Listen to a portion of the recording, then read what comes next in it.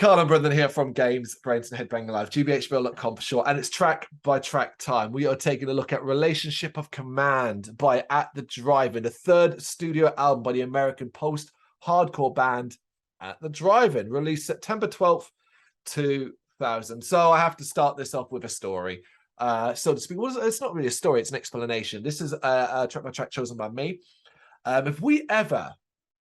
And I do think about it, doing it one day, but it's going to be one of those long projects of us basically doing a video based around and choosing 10 albums each. 10 albums that are the most influential on us. Not best, not favorite, influential. That would have been it. This might be in my top 3, let alone it might even be near number 1. Relationship Command by At the Drive-In defined a certain point in my life at this. I can tell you exactly where I was, what I was doing when I listened to this album pretty much daily. It was my release when I did work experience in college for 2 weeks at charity and spent 2 fucking weeks inputting shit into Excel. Which was of no use to me, and so on. And I was in a place called Bromley, which is in the UK. This album was basically played non-stop every day. In fact, I played it so much that the older people, it's a charity business run by a lot of old people, were always intrigued as to what I was constantly listening to, and asked me to play it to them once in there. And yeah, it didn't last too long, of course. But yeah, so this album, while I'm not going to sit here and turn around and say it's a work of art, it's a work of genius, and everyone's going to love it or should love it, I'm just saying that it's been massively influential on my taste. I was 16 when this came out. 16. It hasn't been so influential on me. No? I'm not going to lie.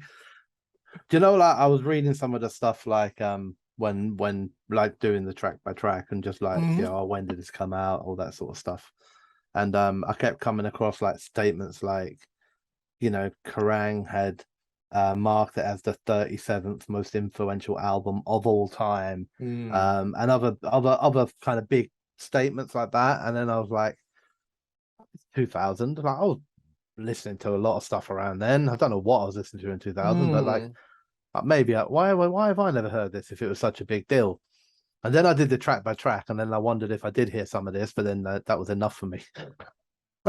So, yeah. I feel likely, because there were a couple of tracks that were played singles, that you might have, come across 2 in particular that would have appeared on. I know one definitely had, or 2 had a video, but one was played more than others because it was a bit more radio friendly.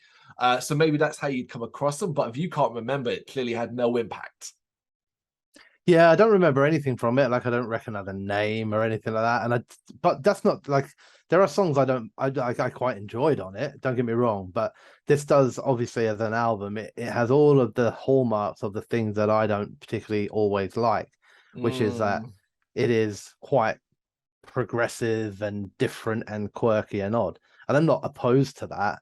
Obviously. But like, we have different tastes of what, like, when odd works and when odd doesn't, Did you see, though, that what you might make a bit more aware that, of course, prominent members of At the Drive-In would go on to form a pretty important, famous band called the Mars Volta? Yeah, I never liked them either. No, I don't. That's the thing. I don't care for the Mars Volta. Right. So it is what it is. And to be honest, I would also add that I don't love a lot of other At the Drive-In albums. It just happens to be this one that was special. But yeah, let's get into it, and we kind of break it down there. We begin with Arc Arsenal, a whacked out, tricked out, frenetic blast of weird that delivers on all the promises of refined chaos. I am still blown away by how ahead of their time this band was. We now know post-hardcore as being a very prominent genre, but there were not many bands doing this kind of music back then. The opener is downright dangerous sounding, but addictively so. It's all right. Nah, I hated it. Oh my lord, I was writing things down as I was listening, so I wrote like, oh, this is a sucky intro. I don't like that effect much. The sound grates on my ears, and then I did like a bit of a sort of couple of sentence breaks, and then I've just written, oh no. And then I carried on. I was like, I don't like this. I don't like the vocals. I don't like the music, and mostly I don't like how they combine. It sounds very, very messy. It's odd all over the place, and seems like the music and vocals are operating in different planes. This is not my thing at all. I hate this song. And then I've written randomly, because I just do this sometimes. This is like when somebody offers you a cheese board and then they bring it and it's got nothing on it but Stilton or mild cheddar. I'm disappointed. So, and I wrote that because I felt like that's what I've been offered, not by you, but by the fact that I stupidly read these statements about, this is the most, like, one of the most influential albums of time. This is huge, and I guess what I've done is I'm like, oh, this is going to be good. This is going to be good. This is probably something I've missed, and then the cheese board came and it's got like a Tesco's mild cheddar on it, and I was like, oh, that sucks. This shows you how this is going to be fascinating because of taste, because you just knocked Stilton there, and Stilton is like one of the best cheeses for me personally in the world. So there you go. Well, I did think that, and that's why I started referencing the mild cheddar instead. Yeah, mild cheddar is a good. Yeah, that's it. I actually don't like. Wouldn't. Yeah, you bring a cheese board out with a fucking, as you say, a Tesco's mild cheddar. Yeah, disappointed. Don't bring it out. Yeah, just don't. Just give me the board. Take the cheese back. I'll chew on the board. Okay, this is going to be fascinating then, because we're certainly going to I'm fascinated. All right, Pattern Against User. This was the first song I actually ever heard by this band, and the one that actually started it all. I got this on a magazine CD back in the day, children. When you bought your mainstream media magazines, they would often give you CDs free with singles, releases, and all that. So Pattern Against the User was one of those tracks. It was the one that got a lot of radio play, had a video, and so on. I always loved the dramatic energy, catchy groove, the sing-along elements, and so much more. And I am pleased to say, still adore it.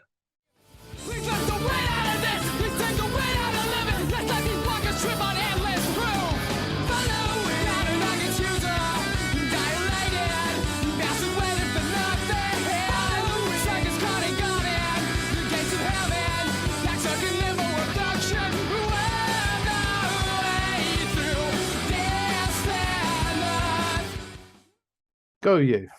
That sounds sarcastic. I didn't hate this one, right? I hated most of it. If that's better, right? I'm fine. I found elements I liked in, and I think that's what happens when a band throw every single fucking possible thing they can at a song. The chances are you're going to like a few of them, but you may not like all of them. I felt this might not be right. This might not be genre accurate, but I felt that during the verses in particular in the intro, it had an almost ska kind of vibe to it, a bit of a ska punk vibe, and I quite enjoyed that. But I don't like the chorus. I think the chorus is fucking terrible. I think the vocals in the chorus suck. Not as in like he can't sing, but I just don't like the chorus. But the verses are really fucking cool, and I like them well. They work well with the guitar line and the catchy drum beat. It's a quirky song again, but after track one, I'm expecting that now. Probably expecting that to happen more and more and more as the album goes on. There's a weird cleaned up section that goes back to being randomly completely out of fucking time and sync with everything else that's going on. And randomly, I like the vocals. The little instrumental is fine, but then it jumps back into the chorus, and I hate the fucking chorus. So I'm struggling with it as a track, but like there's elements within it. I'm like, oh, I quite like that beat. I quite like that. I don't like that singing style. I do like that singing style.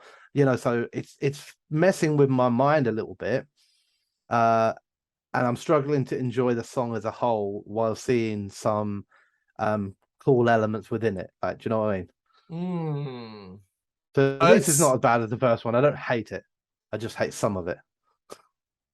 But as we often say in this, the fact that you are able to summarize all that detail, not just go, I hate it, I turned it off after a minute and didn't want to listen to it, is the important thing. One Arm Scissor. Wow. Just wow. This one blends melody with a brace of post-hardcore intensity. It's delightfully catchy, but obviously different than what came before too, mainly thanks to the bassy melody. This is a slice of At the Drive-In brilliance, and the vocals are immense here. I don't mind this one. I quite liked it. I'm on a good trend at the moment. I hated the first, didn't hate all of the second, and I like the third. It's quite odd in terms of structure, but I like the vocal delivery in the verse. Don't think there's an awful lot to the music until it kind of kicks in for a pretty nice, energetic chorus. It's got some nice guitar moments that then join in the second verse, which I like. I do find sometimes in the 3 songs that I've had so far, there's often so much going on vocally and with the guitars that I sometimes don't even notice there are other instruments, including drums. Right. Like, do you know what I mean? Like, it's very vocal and guitar driven. When I focus in and try and like phase that out a little bit, you know, there's some neat drum beats and that going off as well. It's just hard to focus on them when the vocals and guitars are in full flow. But overall, I quite like this track. You used the word neat there. Some neat drums. Yeah, they are neat. They're tidy. That's what I mean. Like, Okay. Not like the American neat. That's a oh no, neat. not like that. As in like tidy, tight, clean. Ah, yeah. You Okay. know, like whereas I would never describe, say, grind drumming or like a raw traditional black metal with neat drumming. Right. It, it's looser and messy. Nope, that explains that. Okay, Sleepwalk Capsules. This is a breathless blast of frenetic energy. This is one of those tracks that leave me feeling exhausted. At the drive-in throne, they're all into it and delivering wonderful catchiness with aggressive intent. Yes. Um. So we're on a rotation now. So odd and uncomfortably quirky for me. Clearly talent and creativity in spades, but I'm struggling to sync with it. Here I like the chorus this time, and I hate the verse. The Oh, speedy, wow. I don't like the speedy delivery vocals that he's doing. Like, it just doesn't work for me, and it seems to fight against the guitar line. So I've got like the vocals coming 100 miles an hour, and I've got the guitar line going off, and I don't feel like they work together. I feel like they're just fighting each other and clashing. It does, and then it all comes together nicely for a chorus, which is cool. It's got a bit of attitude and some decent guitars and drums. Then, because we haven't done enough of it yet, let's just fuck about some more and do this weird Lazarus thing that they do with the breakdown with all the echo and the layered vocals and fuzzy melody, which is so far the worst thing I've heard on this album. But then I like the way the song closes again. It has a nice final, bigger sounding vocal passages with backing. It has a bit of a sort of grand feeling to it, and that's pretty cool. And it's just up and down like throughout the whole song. And it is forcing you, it's clearly forcing you, whether you want to or not, to have to detail all of this, because it's almost like if you skipped the last 30 seconds, you run the risk of missing something significant. Exactly, that's it. Yeah, and I don't want to like you never want to do it in injustice. So I don't want to just like you said, come in here and go, oh, you know, overall it's a decent song because I found a few bits in it I like. I guess what I'm trying to portray, which is probably coming across, I hope, is that it's not that I hate it, it's not that I like it. It's like a challenge, it's a struggle. Because when you find it like it bitty like that, you know, where like, oh, the intro's cool, but then I don't like the verse, but I don't like the chorus, but then I don't like this and like that. It's the flow that gets disrupted, right? You know, and that's where you struggle with the song overall. So while I can appreciate like, oh, that guitar line's really fucking cool, or I really like the way they're singing that with the extra backing. But so like I don't want to say I don't like, oh, I just don't like it, because I think they deserve like respect for those cool things. It shows there's talent, it shows there's ability, even if I'm not getting it. The problem is when you take a song as a whole, mostly you're looking for a flow, like you go from A to B and you try and enjoy the journey. You know, in this, I feel like I'm like moving in slow moving traffic.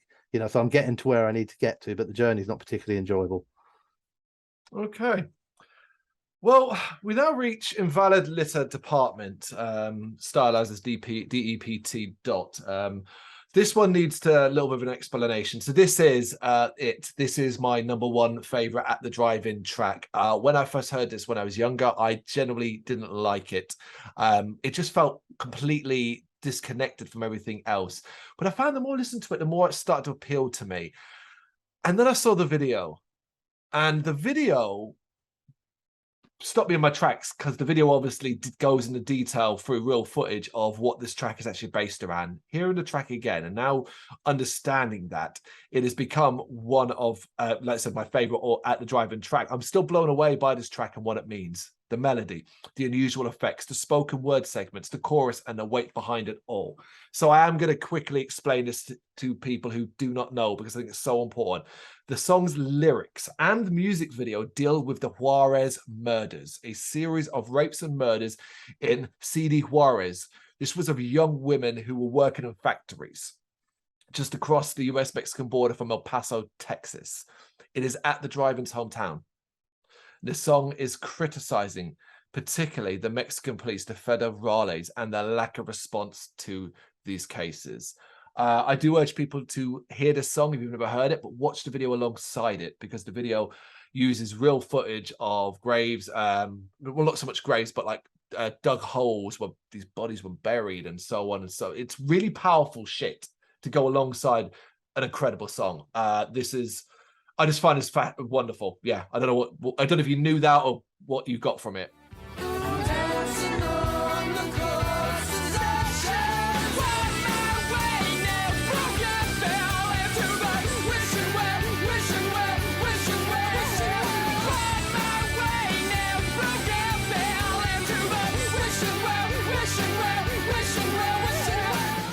No, I didn't. I kept sitting there. I was going, God, I wish you'd fucking told me to watch the video beforehand.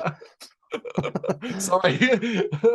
I was quickly rereading my stuff to make sure I didn't say anything like fucking lyrics are nonsense or something like that. You know? Well, they Luckily, are I without didn't. context. They are without context to a certain degree.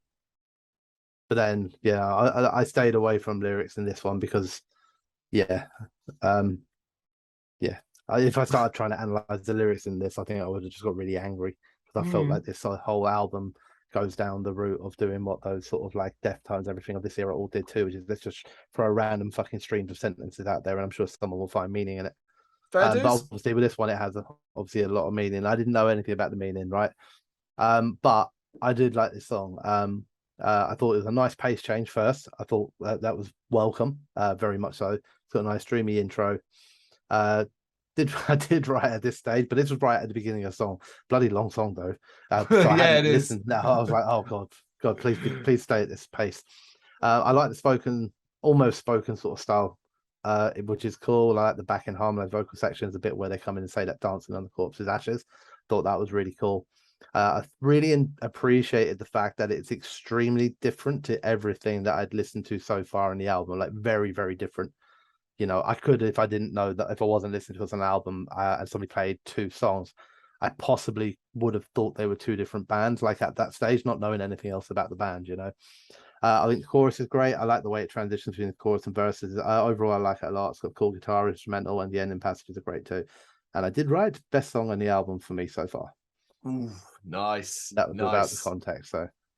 Yeah, that's amazing. All right, Mannequin Republic. One of the most abrasive and heavy tracks in the album with a hyper tempo. It's a naughty blast of moodiness, should I say, that switches out accessibility for intensity, but it's still delightfully listenable. Could do without the screeching feedback intro. Not a massive fan of that. It's a rocky little number with a deeper tone at first. Vocals for me, like aside from the song that we just listened to, have no new tricks, and it quickly ends up sounding like a lot of the rest of the album. I like the extra bass touches a lot. I really like the main guitar hook, and I like the drums. I think musically this song is fantastic, but it's not doing an awful lot for me vocally. So overall, not a bad song. Fair enough. Enfilade or enfilade.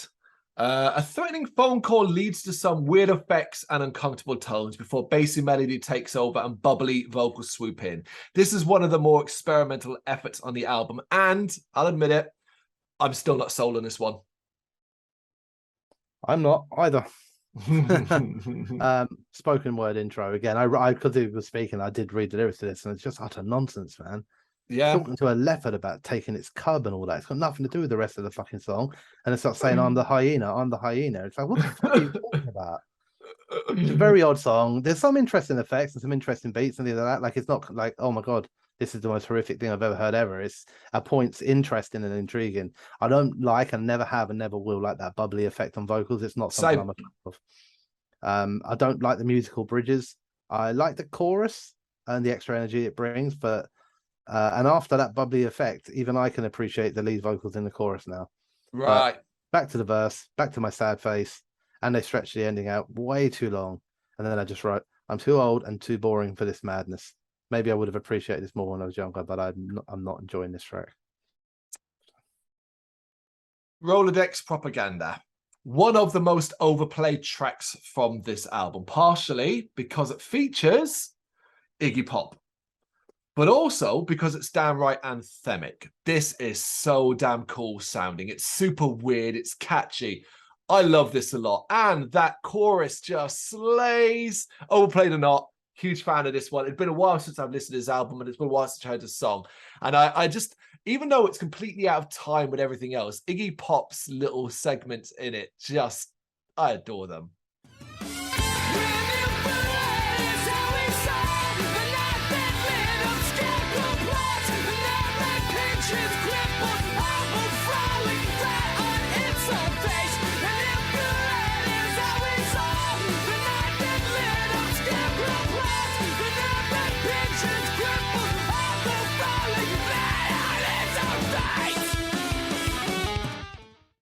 even know he was on it.